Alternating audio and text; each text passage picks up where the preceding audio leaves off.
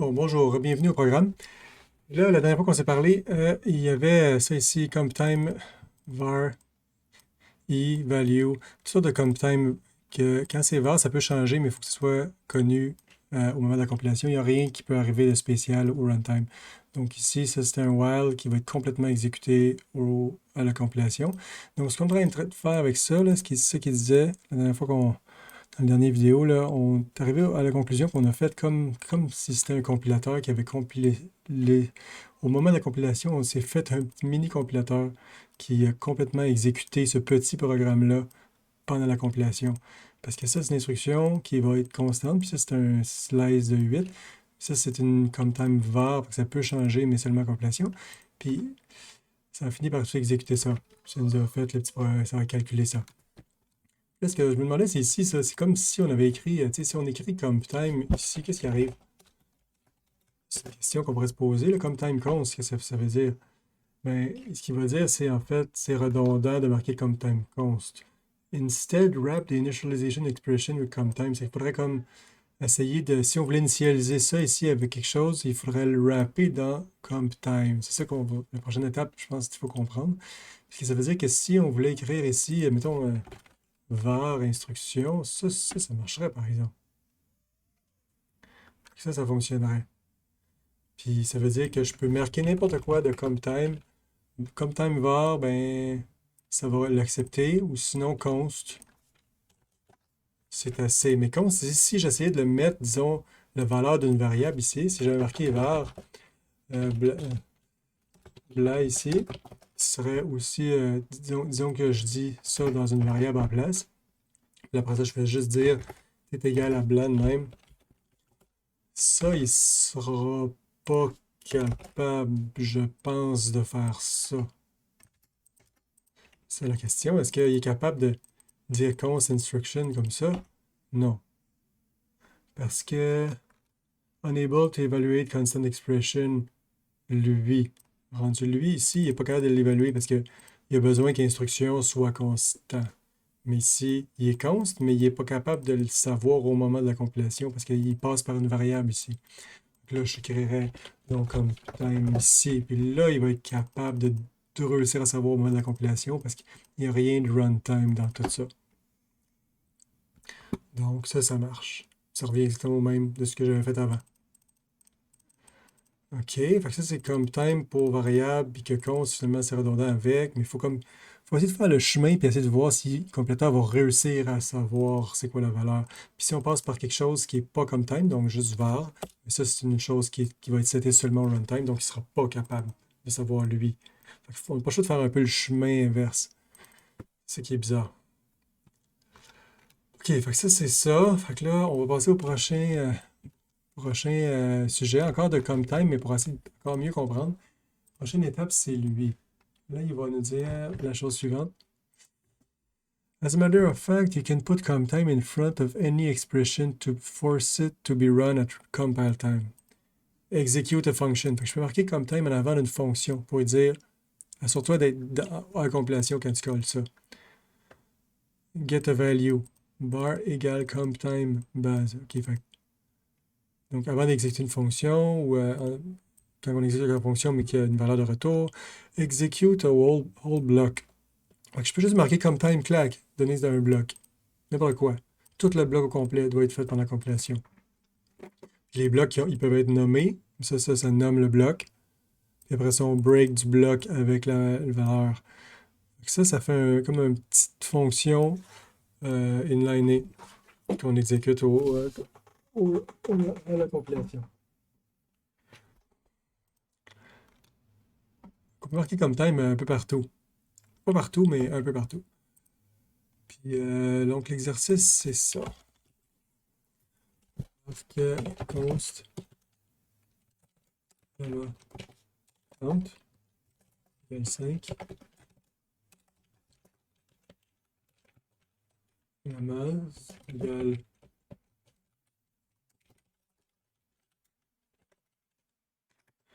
OK, les chiffres.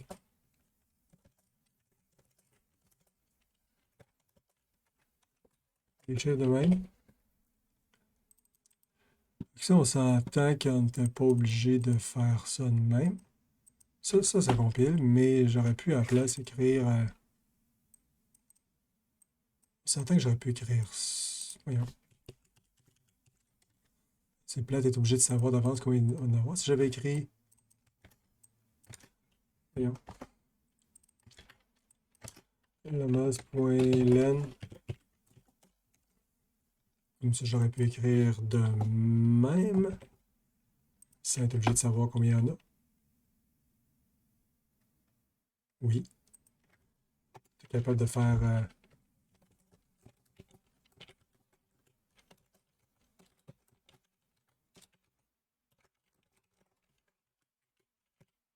C'est quoi, je pourrais même utiliser ma petite fonction print and type value de lamacount. Ça marche-tu ça?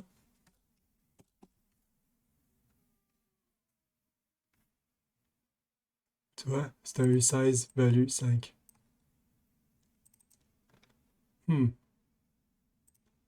Ouais. Ok, fait que ça c'est cool. Ensuite, on a un main. Il dit qu'on va faire une erreur. We meant to fetch the last lemma. Please fix this simple mistake to the assertion so the assertion no longer fails. My lemma 5. Ok, puis on fait une petite fonction ici. Get lemma 16, 32. Bon, qu'est-ce qu'ils disent ici? We've put a guard assert at the top of this function to prevent mistakes. The comptime keyword here means that the mistake will be caught when we compile. Without comptime, this would still work, but the assertion would fall at runtime with a panic, and that's not as nice. Effectivement. Unfortunately, we're going to get an error right now because the e parameter needs to be guaranteed to be known at compile time. What can you do with the e parameter above to make this so? Okay, fait que là, ce qu'il dit ici, si on se fait juste dire assert i petit que lemma count puis return lemmas i. Et si on fait juste faire ça de même? 5, on s'entend qu'on s'en va à côté, là. C'est comme si on écrivait 10. On écrit un trop gros chiffre qui va aller à côté. Si on fait ça, qu'est-ce qui se passe? Ah, assert, il l'a pas.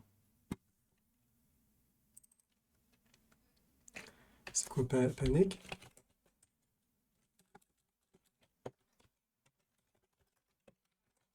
Panique.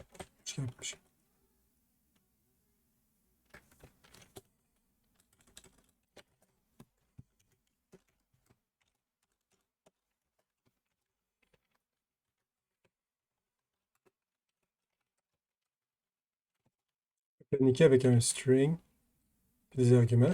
Mais en fait, c'est comme si j'écrivais unreachable. Là, c'est comme un panique. La façon de paniquer, c'est d'écrire juste ça ici. Unuse local constant. I. Effectivement.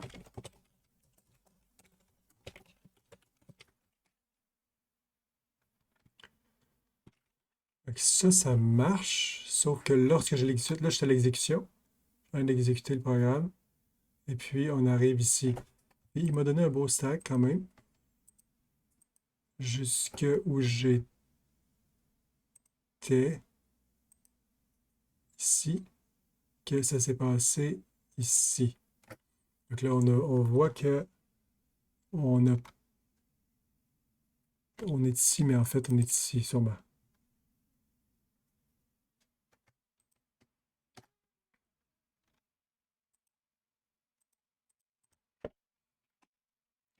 Je vais-tu breaker là?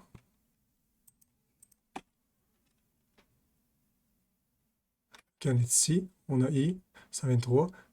Le compte, on ne l'a pas. Par contre, si on fait clac, c'est ici qu'on sort. Oh! n'est pas capable de faire Reachable. Je vais dire std debug panic.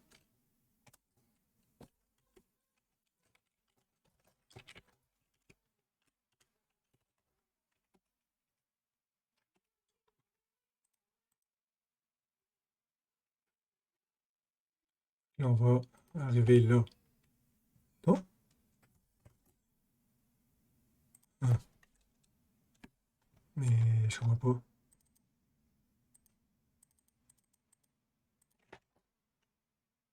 On n'est pas arrivé ici.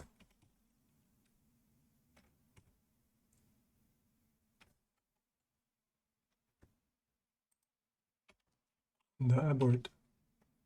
Ah, on est ici. On est là. On est là. Oh, ok, fait que là, c'est juste qu'ici, on a l'impression qu'on est ici, mais en fait, c'est ici que ça s'est passé. On est dans le panique, puis ça va nous décrire ouch. Ah, tu sais, il a même dit ça. Ah, ben. Non, il a pas réussi à paniquer. Ça veut dire qu'on n'est pas à la bonne place. C'est pas bon, ça. If i est plus petit que la macan. Ah, plus gros. Oh my god. Gros ou égal, c'est ça que je veux faire. Désolé. Bon, donc là, on panique. Paf. Là, ça nous a fait une erreur ici. Panique, ouch. Là, le but, c'est de remplacer les paniques de runtime par des erreurs de compilation. Donc là, ici, ce qu'on va écrire, c'est juste qu'on asserte ça à place, mais au moment de... Je sais pas, il y a sûrement une façon d'asserter au runtime, là, sans être obligé de faire juste if et panique. Donc, ce qu'on va faire, c'est comptime assert. Comptime assert. Que i est plus petit que la macro. Simplement. Clac. Ça, c'est pour avoir une erreur de compilation maintenant. Il a besoin d'assert. Ah, c'est juste parce qu'assert, il faut l'écrire. Oh my god. OK. Il n'y a pas d'assert. Il faut le dire. OK. Bool. Ah, bon. Et on va apprendre assert, mais on va se le faire nous-mêmes. Fun fact, this assert function is identical to the steady debug assert from Zig standard library. Bon, il y a un assert dans standard library. Et if pas OK, là, on fait juste marquer unreachable. Ça, c'est notre assert. Là, si j'avais juste fait ça, ça aurait été la même panique. C'est comme clac, crash de même. Puis là, on est ici, ici, on est ici, on est ici, on est là. Là, on est en train de voir que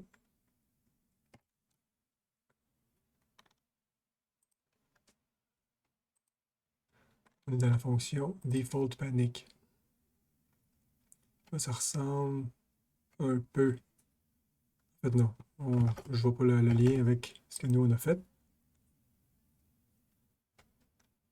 En fait, on va juste... Si on collait lui à place, là, on va coller le nôtre, ça ferait quoi?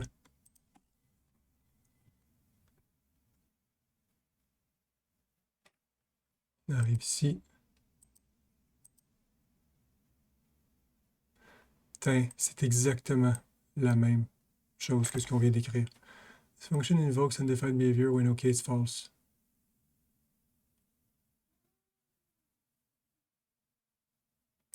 In release fast and release small, calls to this function are optimized away.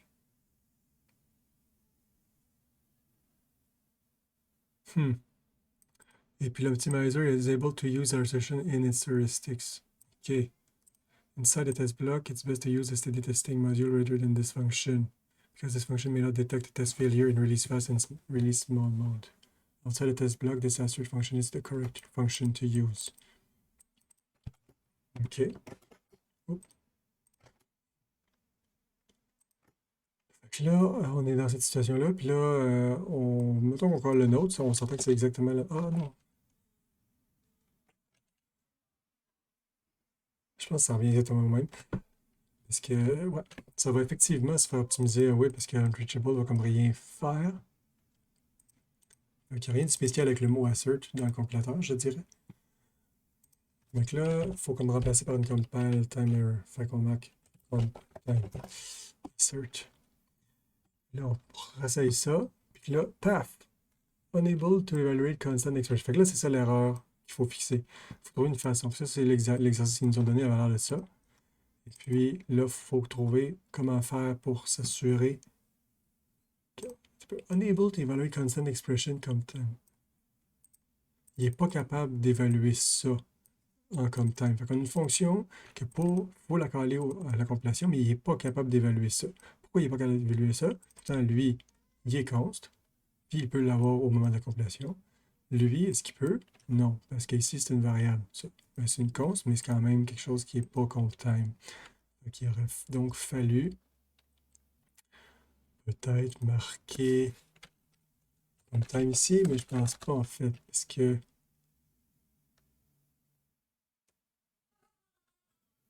si on marque compte time ici, je pense pas que c'est ça qu'ils veulent qu'on fasse, mais si on marque ça, ça fait quoi? Reach unreachable code. Là, je pense que c'est ça qu'on voulait. On voulait crash. On a reach, on a pogné ça. Et puis si je l'avais appelé, si j'avais appelé l'autre à la place, std debug assert, ça me donne la même chose. Assertion reach unreachable code. Ici. From here. Donc là, ça nous amène ici. Ok, mais je pense que c'est la même chose que si j'avais écrit comme même ici. Puis sans même écrire lui. Ah, même problème. C'est la même erreur, peu importe si j'écris comme time ici ou pas. Même erreur. Donc là, ici, je pense qu'ils veulent qu'on l'écrive de même pour nous montrer qu'on a compris qu'on peut aller mettre des fonctions.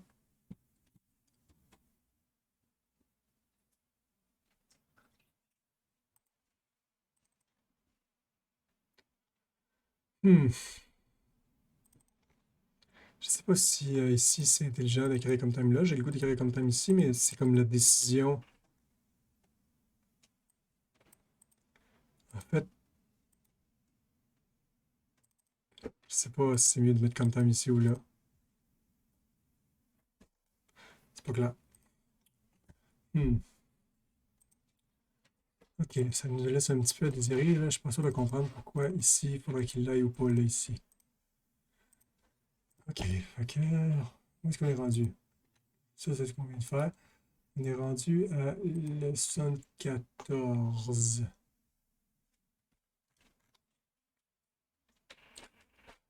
Fait que 74, il dit ça.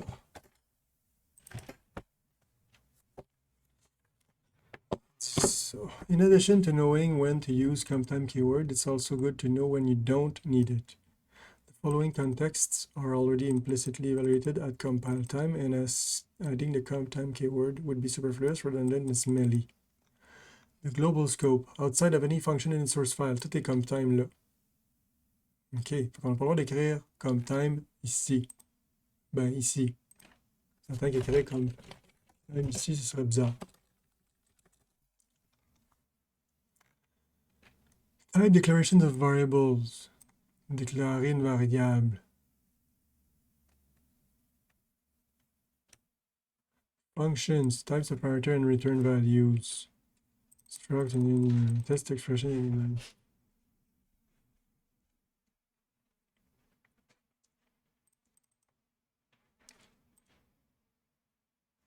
Work with Zig for a while and you'll start to develop an intuition for these contexts. Let's work on that now. You'll have been given one CompTime statement to use in the program below.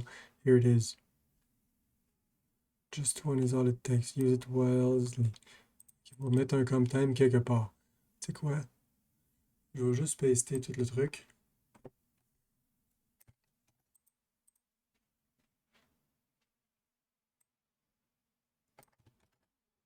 on va virer ça. Ça, c'est le programme qu'ils nous ont donné. Il faut rajouter un CompTime quelque part, il faut trouver où. OK.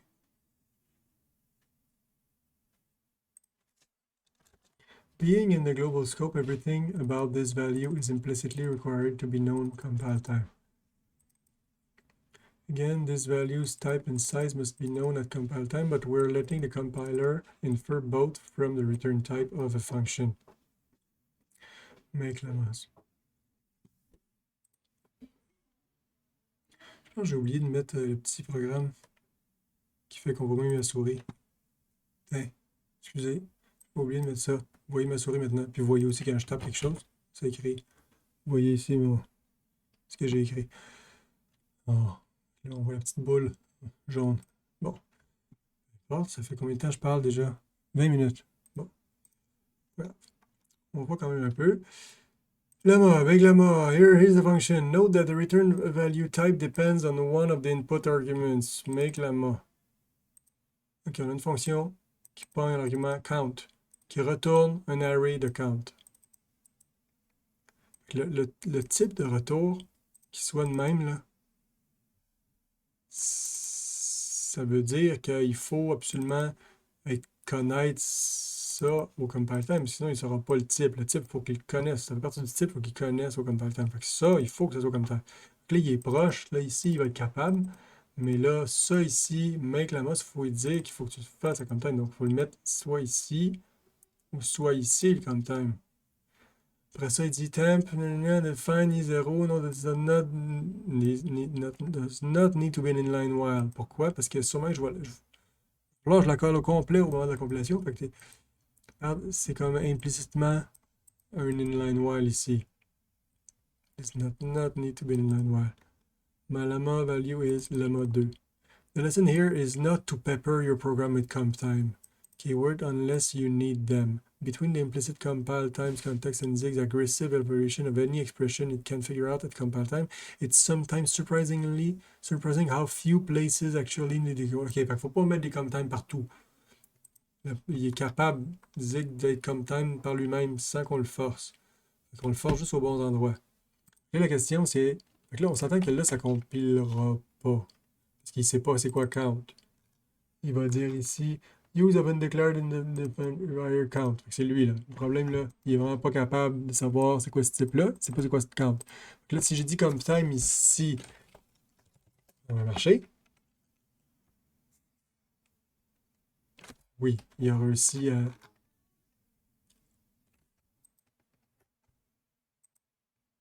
Okay, là, tu peux-tu, genre, c'est quoi ça? C'était des vieilles affaires, ça. Des affaires de il y a longtemps, là. Pas de panique, là, depuis longtemps, là. Out of bound. Okay, je vais killer mon Visual Studio. Je vais repartir. C'est ça. Il a réussi. Il a écrit la bonne valeur. Donc là, la question, c'est est-ce que j'aurais pu écrire ici à la place comme time? J'aurais rien changé. Ça marche pas, non. Ça marche pas. Parce que c'est pas assez. Puis si j'avais écrit comme time ici et là, redundant compile keyword in already comptime scope. Je suis déjà dans un comptime scope. Donc j'ai pas le droit d'écrire ça là. Ça marche. Puis là, inline ici, inline while. Ça ne dérange pas que j'ai marqué inline while ici.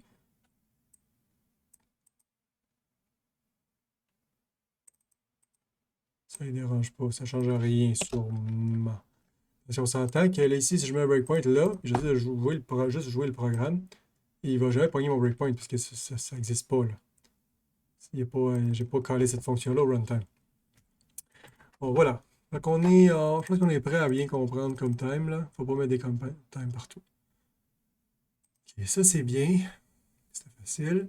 On a fini 74. On fait 75. Il y a un petit quiz. Et puis là, juste arracher ça. Arracher ça. Et ça. Et ça.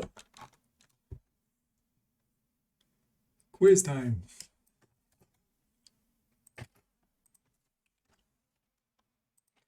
Let's revisit the Hermit map from quiz set. Ah, je l'aimais pas, lui. Oh. Il faisait chier, lui. Oh, don't worry, it's not nearly as big without all the explanatory comments. We're only going to change one part of it. Et ça me donne le goût de juste paster tout. Désolé, j'aime pas ça tout paster parce que sinon je comprends pas le code parce que c'est comme ça que mon cerveau fonctionne. Si je fais juste paster du code, je le comprends plus. Je vais faire pareil. Donc là, on va relire ça vite vite. Bon. Trip error. OK. Place. On s'en souvient de ça? Oui. Des places, c'est ça. OK. Name path. Un slice de path. Path. Path, on sait pas encore c'est quoi, mais on le sait ici c'est quoi. Path, the from et to une distance. Remember how we didn't have to declare the numeric type of the place count because it's only used at compile time? That probably makes a lot of sense now. Place count, 6. Effectivement. Okay, so as you may recall, we had to create each path struct by hand to each took 5 lines of code to define clack. Well, armed with the knowledge that we can run code at compile time, we can perhaps shorten this a bit with simple functions instead. Donc là, on va juste aller voir qu'est-ce que c'était avant, le quiz 7. Le quiz 7, il avait l'air de...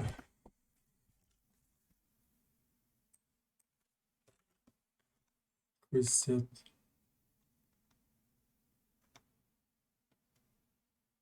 C'était ça. Alors, on avait mis nos pattes de même. On avait dit pattes comme ça. Ces pattes, des pattes. C'était un array de pattes comme ça. Schlack. Ouais, ça va l'air de ça. Et puis maintenant, on va les mettre comme ça. On va utiliser la fonction makePath. MakePath d'une place à une autre place. Donc là, on ressort. On va sortir une instance de lui.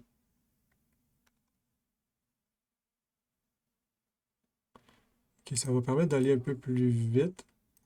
Place d'écrire ça au complet. Path to, from to dist. Place d'écrire from to dist, on a l'argument. On n'est pas obligé de nommer l'argument. C'est pas la seule différence. Puis on n'est pas obligé d'écrire path ici, mais il faut écrire make path en place. Ça change donc pas grand-chose. On s'entend que ça rajoute un mot de plus ici, mais ça enlève 3 mots ici, puis là, puis là.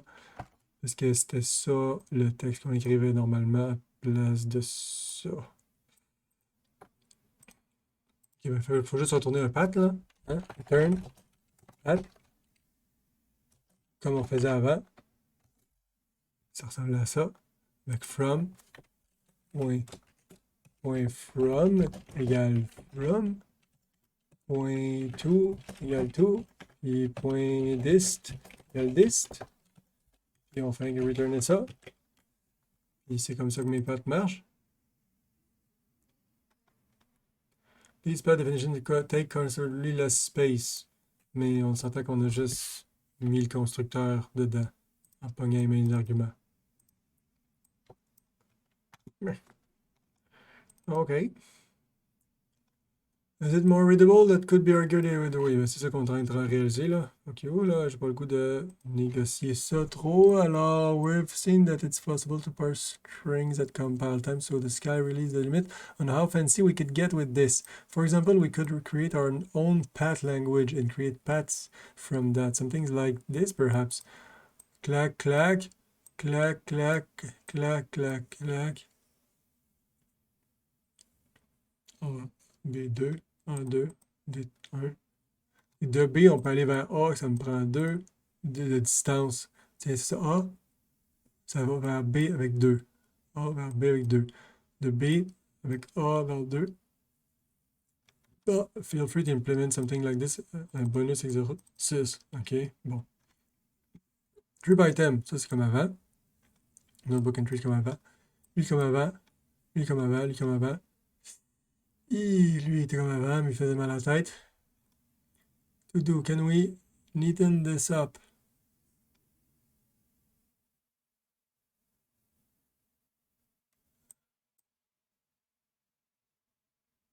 On voulait une slice. Fait qu'on le pogne la slice en faisant ça.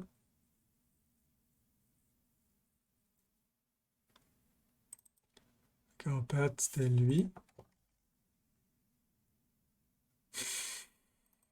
Ouais.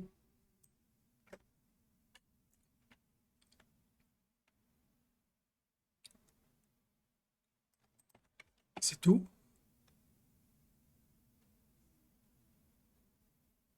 Ok.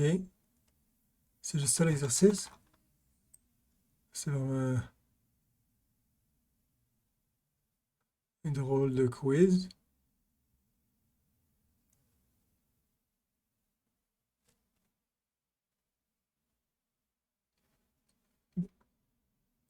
Can we neaten this up? Ben là, ça me semble assez petit déjà.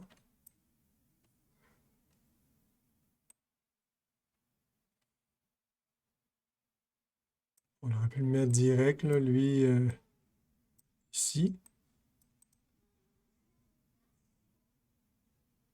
Bah, ok, ça me tente plus de réfléchir à ça. Ça compile, ça fait déjà ce qu'on veut. Nous donner un chemin entre les endroits qu'on voulait. Puis c'est ça pour ce petit quiz. Là, on vient de finir 75, disons. Puis là, on passe à un autre sujet.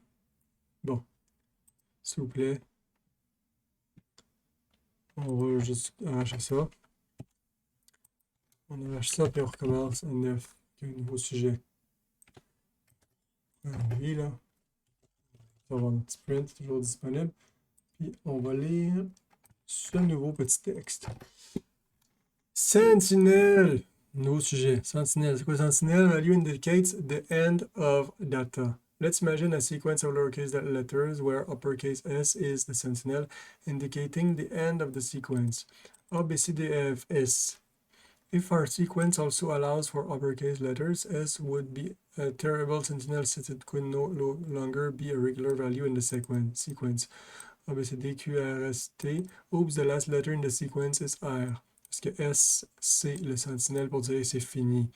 Fait on peut choisir n'importe quel élément de notre type de data dans la séquence. Là, ici, dans ce cas-là, c'est des U8. C'est comme un string, mais ça pourrait être n'importe quelle séquence. Séquence de n'importe quel objet, en fait. Puis il y a juste un objet que tu dis, cet objet-là, cette instance-là, cette valeur-là que l'objet peut prendre, ou c'est une énum, peut-être, ou voilà quoi. C'est lui qui définit, qui dit c'est quand la fin. Fait que pour savoir c'est où la fin, il faut avancer, puis le premier qu'on trouve, clac, c'est fini. Proper choice for indicating the end of a string is the value 0. Oui. ASCII and Unicode calls this the null character. Oui. Zig supports sentinel terminated arrays, slice and pointers.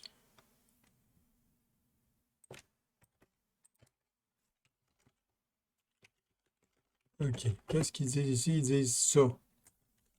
Const A4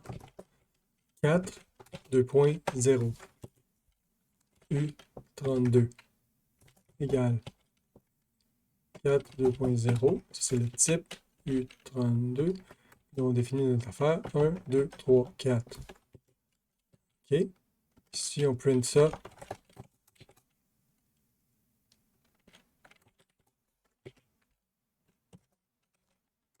A. Qu'est-ce qu'il répond? Il va peut-être pas vouloir. Parce qu'il va dire, là, je sais quelque chose de bizarre. Je veux que tu me dises comment j'imprime ça. J'ai le choix entre S ou NI. Si j'écris S, ça,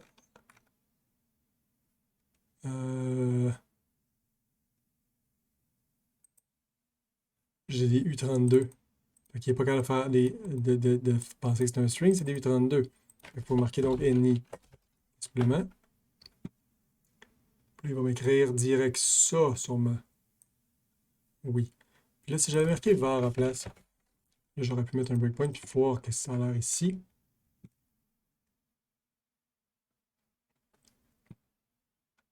Wow. Ah, il y a l'air de ça. 1, 2, 3, 4, 0. 1, 2, 3, 4, 0. Puis je peux écrire son type aussi. Si je marque, j'avais écrit l'autre fois, c'était quoi? Print. Puis j'écris, c'était quoi? C'est genre type name de type of? Type name de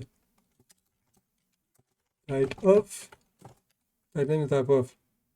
Ah, type name de type of. C'est ça qui te permet d'avoir le type de quelque chose, de l'écrire. D'accord? D'accord que c'était ça la façon. Ça va compiler du coup ça. Ça va nous dire tout de suite après. Oh, expected tuple. Toujours une erreur.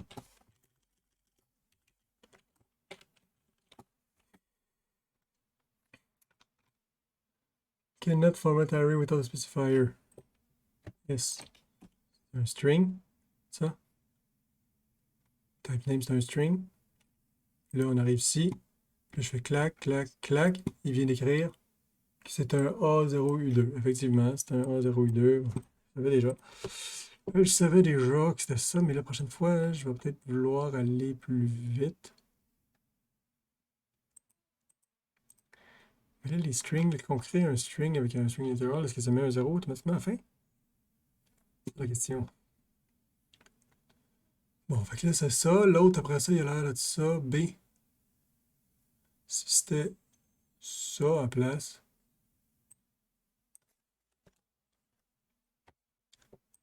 Si j'écris clac 0, const U32 égale. Il me dit de prendre l'adresse d'un array terminé par 0, avec un 0 appendé à la fin de U32. 1, 2, 3, 4. Ça, c'est la même chose. De l'écrire de même, avec rien au début. Ça marche aussi. Fait que là, ça, c'est arrays. Ça, c'est une slice. Fait que ça, c'est une slice parce que je ne dis pas c'est combien. Fait que c'est comme si j'avais écrit ça. Mais là, quand on l'écrit, ça s'écrit comme ça. Mais si je mets un breakpoint ici, puis on le voit là, comme il s'est dessiné, il a voulu se dessiner sans mettre le 0, mais ici, on le voit par contre. Ah non, là, ça, c'est un pointer. Puis on dit length 4, parce que c'est une slice de longueur 4. Mais il n'est pas capable de me dire qu'il y a un sentinelle. Par contre, il écrit quand même comme ça. Puis ça, son type, c'est clac, clac. Ça, c'est une slice terminée par 0. Slice avec une sentinelle de 0. Puis pour faire une slice, ben, il faut aller, on pogne l'adresse, puis ça se fait caster en slice. L'adresse d'un ça. OK. Puis le dernier, c'est lui. Ça, c'est un pointeur de... On se souvient que ça, c'était la syntaxe de même. Mais là, c'est un pointeur d'une séquence qu'on ne sait pas de combien, terminée par 0. Ça, c'est le type de ça, c'est un... J'écris la même chose ici, mais là, ça, c'est un pointeur d'un many pointer. Ça s'appelle un many pointer. C'est un pointeur qui pointe sur plusieurs en même temps.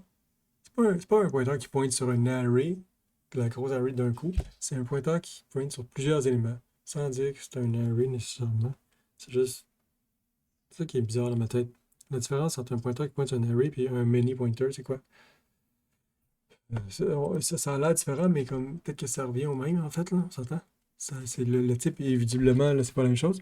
Si j'avais marqué ça de même, ou ça de même, ça, ça marche, c'est pas la même chose. Il fallait mettre le const avant. Si je mets le const avant, ça existe aussi. Il pointe sur une affaire terminée par 4, comme ça. Ça compile, ça. Puis le type que ça nous donne, c'est ça. C'est un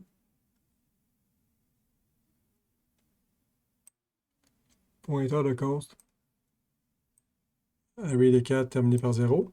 Mais sinon, on peut écrire un many pointer qui va être fini par 0 de const U32. Puis on le crée de la même façon. Fait qu'il se fait caster à cette chose-là. Fait qu'on s'entend que c'est pas si facile que ça soit clair dans notre tête, la différence entre les deux. Ça, c'est comme une source de mal de tête que j'espère qu'on va survivre à ça parce que ça fait peur. Ça fait peur, ces affaires-là. Je suis pas sûr. C'est le bout qui fait peur un peu. Mais là, il écrit.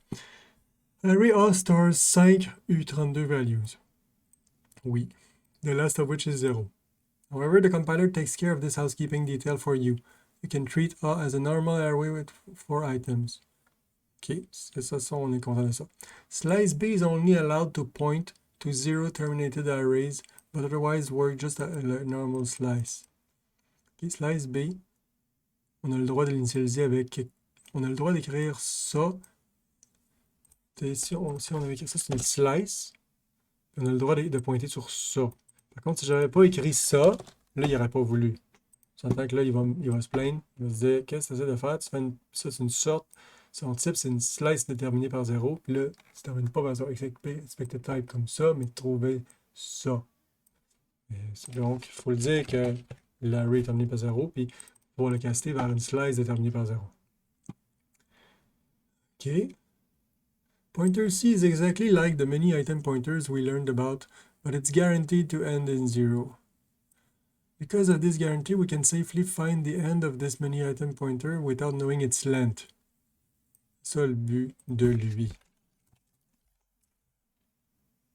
Parce que ça marche aussi. Donc lui, même si on ne sait pas sa longueur, parce que là, ici, j'utilise par L égale point len. Ça, on va se plaindre que on ne l'utilise pas, là, mais on peut dessus ça. Il n'y a pas accès au len. Ça n'a pas accès à sa longueur. Par contre, lui, oui. Ça compile, parce que la slice, elle a le droit à sa longueur.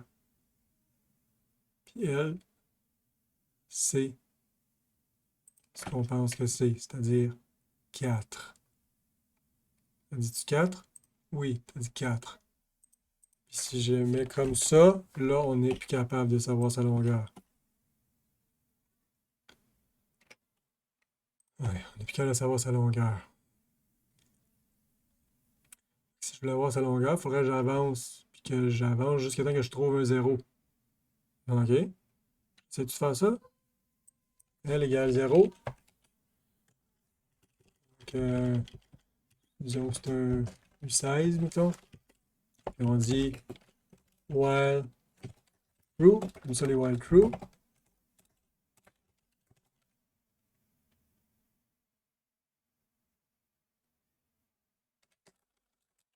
While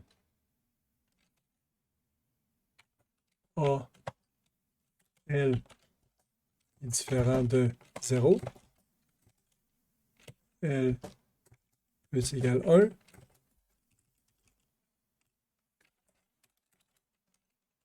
On va appeler ça I.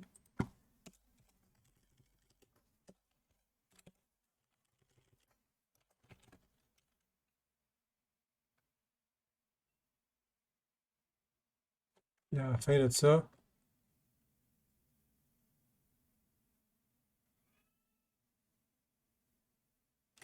j'ai le droit de faire ça ou je pas le droit? Il fallait mettre un point virgule, un point, un deux points.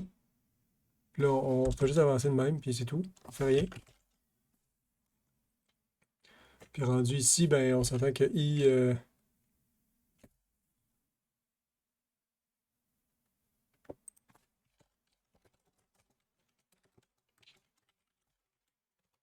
c'est I. Le I qui est rendu à la fin, c'est que c'est le I de... Quand on est arrivé, ça a été égal à 0. Fait que ça va être la longueur, donc, totale incluant le 0. Checké.